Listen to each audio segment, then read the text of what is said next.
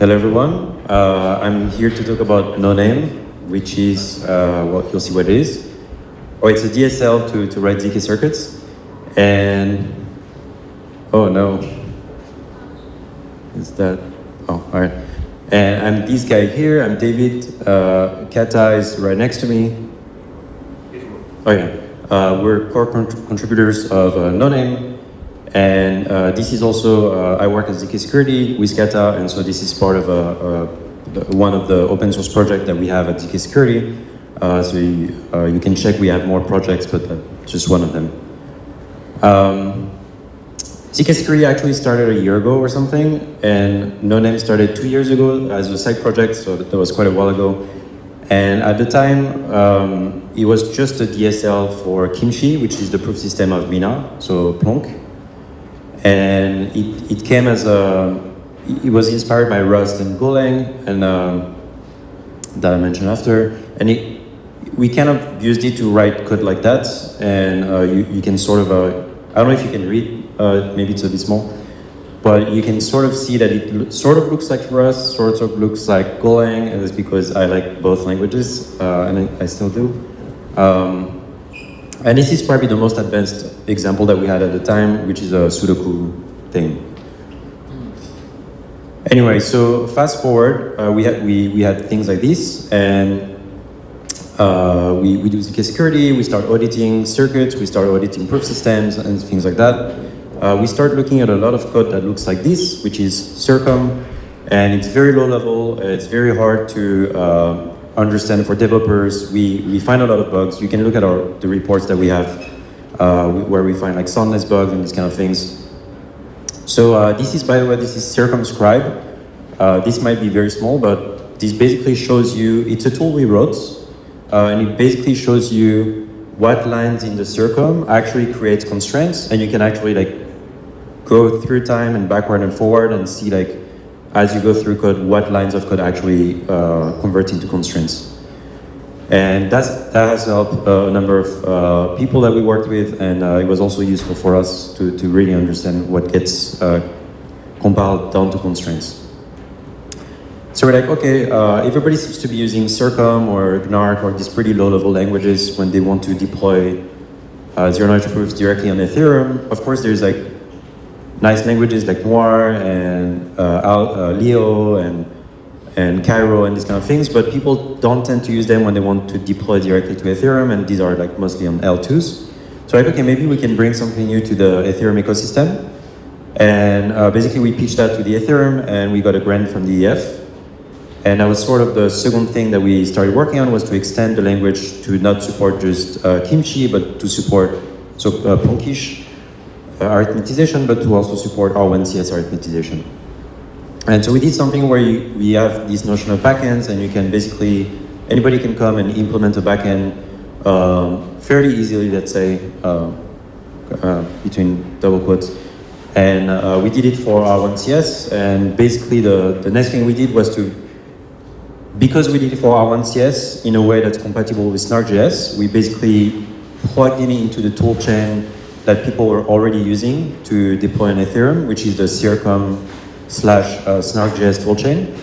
And so it was pretty easy from there to deploy a Noname circuit on Ethereum and to verify it and so on.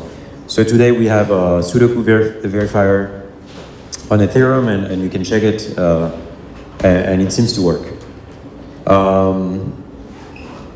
Cool, and so yeah, 2 days ago we announced Noname 2.0 and with a bunch of new features, and so we've been working at it pretty hard, and we had to do some, alright, that might be a bit controversial, but I was kind of against generics in the beginning because I came from Golang. Having spent a lot of time with Rust, now I understand that it's really annoying not to have them, so we are unlocking like some types of generics. We have folding schemes and a playground, and I'll talk more about that, and a bunch of new things as well. So if you've never heard about Noname, it doesn't matter, that is 2.0, but for you it's 1.0, I guess.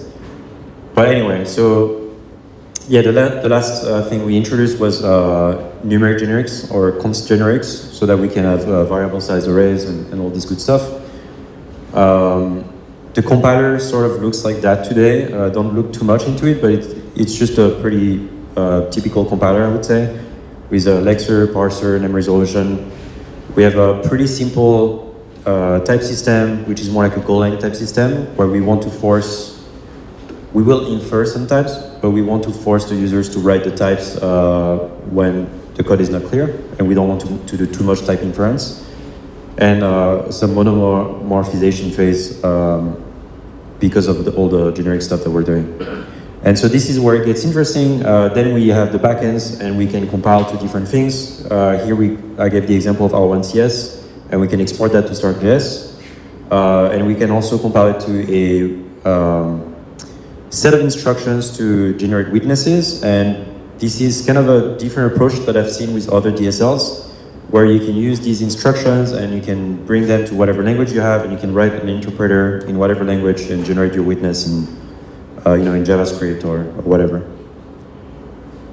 Anyway, okay, so that's the point where I give you a demo. Someone actually contributed. It's an open source project. We receive a lot of contributions. Actually, I'm here today because I want to attract contributors. And so someone wrote an online playground to play with the thing, and maybe I can give you a short demo on how this works. Can you actually read? It's probably not, right? It's good, yeah? So yeah, the playground is pretty nice because you can basically run all the examples that we have. Maybe arithmetic is the simplest one. And you can store, I mean, it's pretty easy to read. You can see that we have a main function with a public input, which is the variable name, but it has the pub keyword, so it's public input. Anything else is a private input. If you return anything from that function, it's just a public output.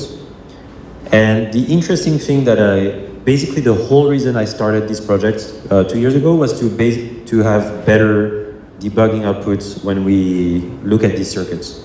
So as a developer, usually I want to look at the assembly of I write some code and I want to look at the assembly that is generated from that code. I really want to see if things have been, things make sense from a logical perspective, even down to the assembly code. And when I write circuits, I want it exactly the same, but with constraints. And so, so I can run this. Well, actually, I can generate the assembly, let's say, all right, I can generate the assembly. We have some sort of assembly here, and you can see, I'm giving the example with Plonk first, because it's nicer, but I'll give you with R1CS after. These are generic gates in Plonk, so just think of them as the vanilla Plonk gates, and here we're tweaking them. And here is the wiring, and this is not great. If you look at it, it's kind of hard to understand. So we have this debugging output, basically, that gives you, it kind of looks funky because I increased the font size, but you can see that the first generic gate has the left wire set to 1 because we're adding a public input. And then you can see that we're adding 2 variables together here. So we have a generic gate with the left wire, right wire, and negative output wire. And basically we have all of these nice debugging output that tells you exactly why every constraint in your circuit is here. And we actually found a bunch of bugs by having this. We have the same stuff for wiring actually. You can see exactly why all the wires, all the cycles exist. And it'll point to you in all the source files, where in the code exactly things are getting wired. But yeah, so that's a pretty cool feature that we have. Every time we change the compiler, we actually push this kind of assembly on the repository, so we can see when someone made a compiler change, exactly how it changed the constraints of all of our examples. And we actually find bugs like this sometimes. So it's a nice thing to have. And you can see, maybe with R1CS, yeah, so R1CS is much more optimized. So we managed to bring that down to like only 2 constraints. And unfortunately, we don't have the same great debugging output for R1CS, but we're working on it. So it looks pretty bad right now. Yeah, well, it tells you some information, but you're kind of losing information. So anyway, that's the demo. If you want to play with it, you can find a playground. Yeah. How does what integration, so non-deterministic computation work in Noname? So that's a good question. So it's basically, we took the approach of, like the philosophical approach of trying to avoid hints. So yeah, that's kind of a, so basically we have hints hard-coded in the compilers, and any function that uses hints, for example, I don't know, like we're dealing with like binary decomposition or like these kind of functions, we're trying to hide that in the compiler and not let users deal with hints themselves. And if they really want to use hints, they can. I think I strongly disagree with that design. Oh, yeah. I think one of the reasons why zkcon was successful is because they exposed that to libraries. Yeah, so zkcon is, yeah, you can do everything in zkcon, which is nice. In our stuff, we were trying to think, okay, how much liberty, freedom we want to give to developers, and we're hoping we can go a long way without having hints in the language itself. Maybe we'll realize that we made a mistake and we'll reintroduce something like unsafe, like an unsafe keyword in Rust or something that you can use to write hints. But so far, we're pretty early in the standard library of Noname, and so we got away without exposing hints. But yeah, I'm sure people will complain and will want to do complicated stuff. And I think both Socrates and Noir added hints after a while.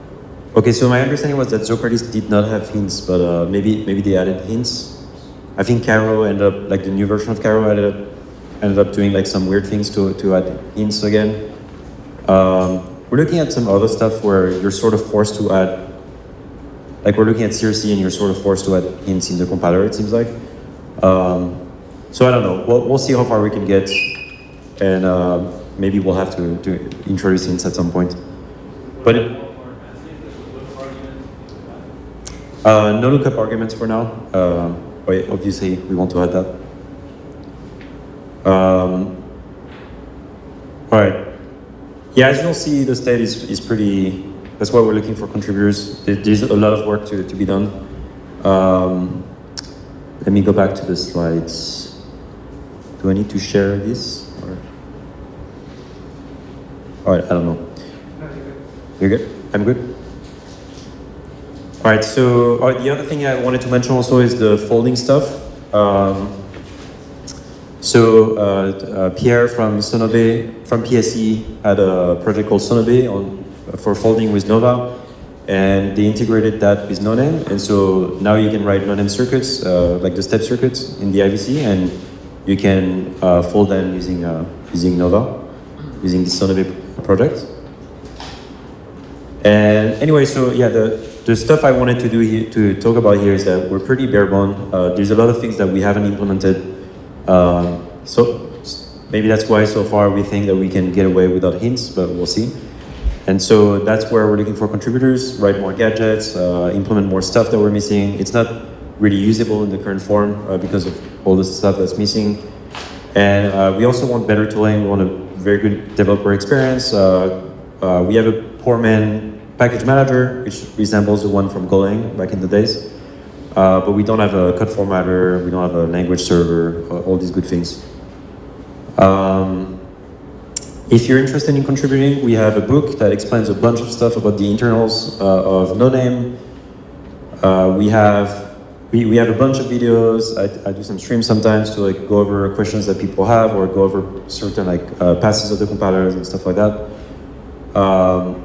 And yeah, so that's the repo, and I'm hoping that you're bored enough in what you're doing to come and contribute. If you're interested in contributing, talk to me, or just find us on the repo. We have a list of tasks like sorted by easy and medium and hard that people can use to get into the thing. And yeah, that's about it.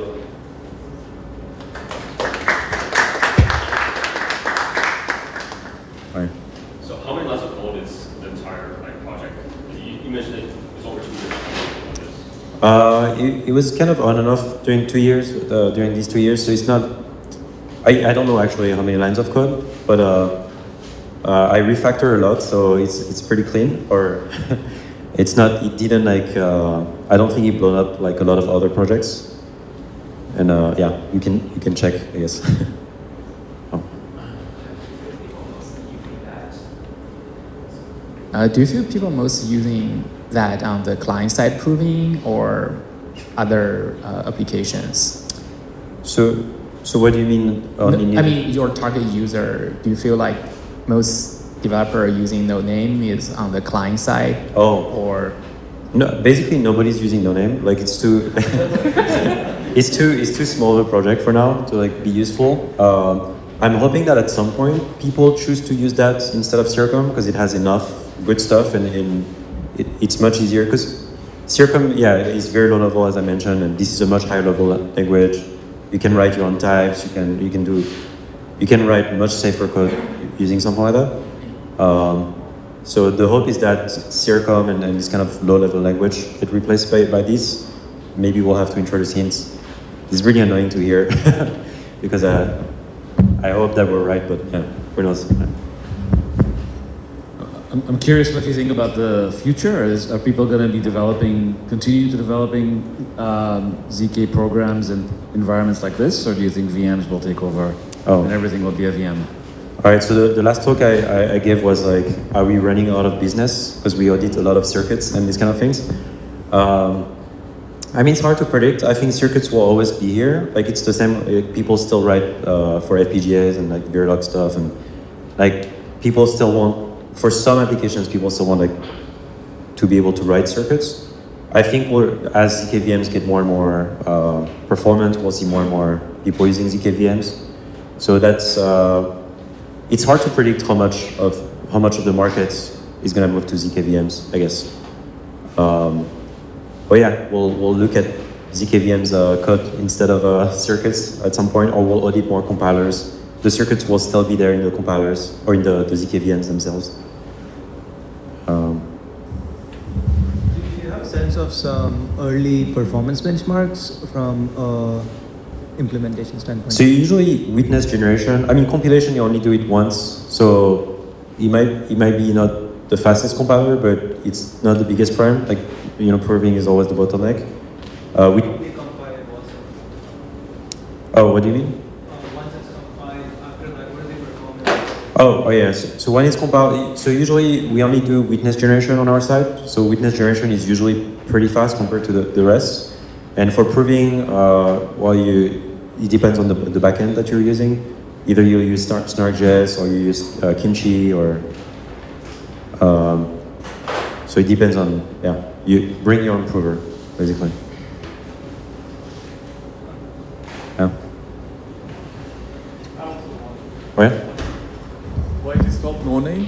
You couldn't come up with any name and you called it Noname or something? Yeah, so it was a placeholder name because I really wanted to start the project and I didn't want to think about a name. And it kind of stayed a placeholder. If you have a good idea of a name, we'll take it. But it's a good name for the ZK part. yeah, so maybe that's what people say. So I think we're kind of stuck with it for now. Yeah. Cool. Yeah, thanks.